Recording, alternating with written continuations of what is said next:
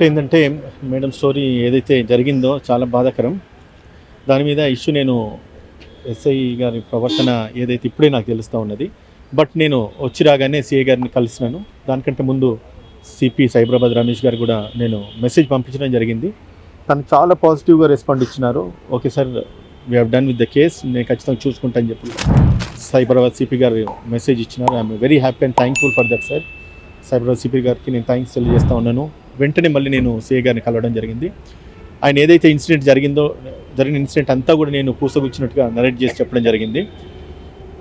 వాళ్ళు ఎంత పెద్దోళ్ళైనా కూడా జీటీవీ కావచ్చు, ఇంకే టీవీ అన్న కావచ్చు, వాళ్ళకి ఎంత దమ్మున్నా పర్లేదు, చట్టం ముందు ఎవరు కూడా గొప్పలు కాదు, ఎవరు కూడా అతిథులు కాదు. 100% కేసు రిజిస్టర్ చేసేసి వాడిని ఈరోజు రిమైండ్ చేస్తానేసి సిఐ గారు నాకు చెప్పడం జరిగింది. సిపి గారు కూడా సిఐ గారికి ఇన్స్ట్రక్షన్స్ ఇచ్చున్నారు. డీసీపీ గారి దృష్టిలో కూడా నేను పెట్టడం జరిగింది. ఒక మహిళా న్యాయవాదికి ఇది జరిగితే ఎప్పుడు అనుకుంటాం సాధారణ పౌరులకి ఏంటిదని చెప్పేసి. తనంతా ఏడుస్తూ ఆవేదన ఎక్స్ప్రెస్ చేస్తూ ఉందంటే తన దుఃఖాన్ని ఇన్ని సంవత్సరాలు తెగమించుకొని ఈరోజు ఒక్కరోజు ఆమె అవుట్ బస్ట్ అవుతూ ఉన్నది. తను చేసిన ప్రోగ్రామ్స్కి అంత పెద్ద ఛానల్ అయి ఉండి డబ్బులు కట్టాల్సింది పోయేసి మీకు ఇంకా అవకాశాలు రావాలంటే మాతో పాటు మీరు అన్నిటికీ కోఆపరేట్ చేయాలి. ఈ వ్యవస్థ మారదా? ఈ మూర్ఖులు మారరా? ఎంతకాలం అదే నీ సొంత చెల్లెనో లేకపోతే నీ సొంత తల్లినో లేకపోతే మీ భార్యలనో ఎవరైనా ఇదే విధంగా ప్రవర్తించి విధంగా మాట్లాడితే మీరు సహిస్తారా? అంత ఆవేదన ఆమె ఎక్స్ప్రెస్ చేస్తూ ఉన్నది. ఆమె గుండెల్లో నుంచి అంత బాధ వస్తూ ఉన్నదంటే ఆమె మాట్లాడే ఏ పదంలో కూడా అబద్ధం కనబడతా ఉన్నది. మనకు దారుణంగా కొట్టినారండి. కొడుతుంటే పక్కనే ముగ్గురు మగాళ్ళ నించొని అంత పెద్ద ఆఫీస్ లో నెత్తి పగలు కొట్టి చెవులు అని ఊడి కింద పడిపోతే ప్రొటెక్ట్ చేయడానికి కూడా ఎవరు రారా సార్? ఏంటి సార్, ఏ సమాజంలో బతుకుతున్నాం సార్? నేను అక్కడికి వెళ్ళి కూడా నేను మాట్లాడుతున్నప్పుడు నన్ను ఆ ఛానల్ వాళ్ళు యజమాన్యం కూడా బేసిక్ కామన్ సెన్స్ కూడా లేకుండా మాట్లాడుతున్నారు. వాళ్ళు పావు గంట బయట నిలబెట్టినారు.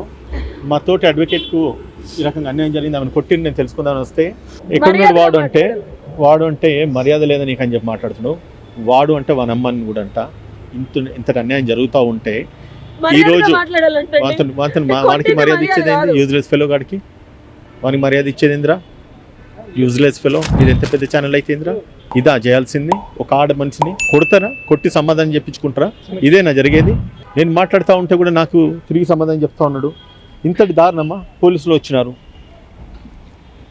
పోలీసులు తీసుకొచ్చి వాడిని రిమైండ్ చేయాల్సింది, అరెస్ట్ చేయాల్సింది.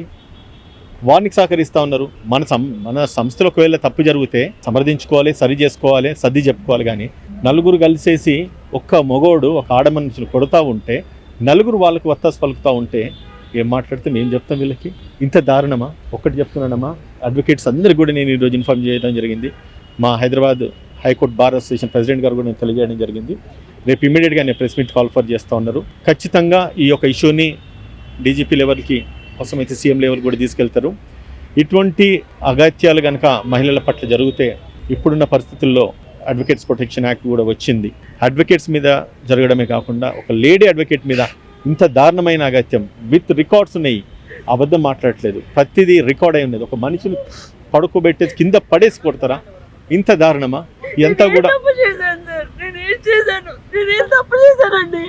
ఒక మగాడు నా మీద పడి కొడుతుంటే ఆ జీటీవీ యాజమాన్యం కూడా దాన్ని సపోర్ట్ చేస్తారా?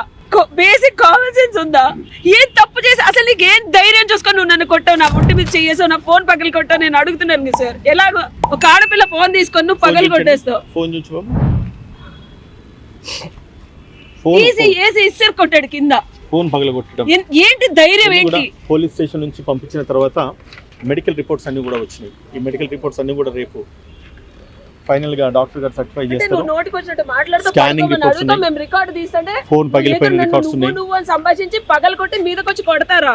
మనం ఏ రాష్ట్రంలో బతుకుతున్నాం, ఏ సమాజంలో బతుకుతున్నారండి? మనుషులే కదా, ప్రొటెక్షన్ లేదు ఆడపిల్లలకి. డబ్బుల కోసం మేము పనిచేసి డబ్బుల కోసం వెళ్తే మీతో పడుకోలేదని కొడతారా మమ్మల్ని? ఎప్పుడో గ్రజ్జు పెట్టుకొని అది కొడుతుంటే మళ్ళీ సమర్థిస్తారా? ఏ సమాజంలో బతుకుతున్నాం? మాకు ఇంకా ప్రొటెక్షన్ అడ్వకేట్ ఎన్ని వదిలేండి ఉదయ్ గారు. ఆడపిల్లని నేను ప్రతి ఆడపిల్లకి జరిగే అన్యాయమే ఇది నరేష్. ప్రతి ఆడపిల్లకి జరిగే అన్యాయమే. ఈ రోజు అడ్వకేట్ జరిగిందంటే ఖచ్చితంగా కూడా లేడీ అడ్వకేట్స్ అంతా కూడా సపోర్ట్ చేస్తారమ్మా, మీరేం వరి కానక్కర్లేదు. అడ్వకేట్ సైడ్ నుంచి కూడా ఖచ్చితంగా మీ అందరికీ సపోర్ట్ ఉంటుంది. లేడీస్ అందరూ కూడా ఇటువంటిది ఏది జరిగినా కూడా సపోర్ట్ ఉంటుంది అని చెప్పేసి ఒక Congress party legal cell vice chairman legal representative కూడా అధికార పార్టీ నుంచి కూడా మా సైడ్ నుంచి నేను మాటిస్తూ ఉన్నాను. అవసరమైతే సీఎం గారి దృష్టి కూడా ఇది వెళ్ళే విధంగా నేను 100% కృషి చేస్తాను. మా లీగల్ సెల్ చైర్మన్ మొన్ననే బార్ అసోసియేషన్కు మెంబర్ కూడా ఎలక్ట్ అయినారు, పొన్నం అశోక్ గారి.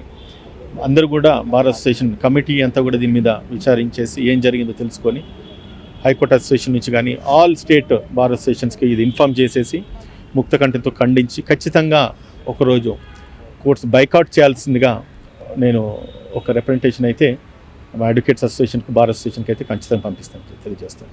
Thank you.